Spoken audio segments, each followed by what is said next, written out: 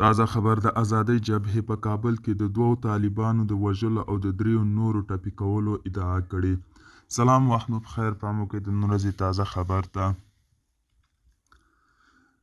د ازادۍ جبهې په نوم د طالبانو د حکومت مخالفه ډله ادعا کوي چې 13 شپه یې په کابل کې د طالبانو پر یو موټر برید کړی.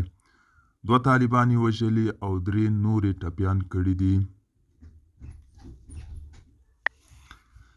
دې ډلې پر خپله ایکس پاڼه لیکلي چې دا مرګ ژوبلی د کابل په خیرخانه مینه کې د پولیسو پر یو موټر د برید پر مهال طالبانو ته اړولي، خو په بیان کې د برید د څرنګوالي په اړه څه نه دي ویل شوي.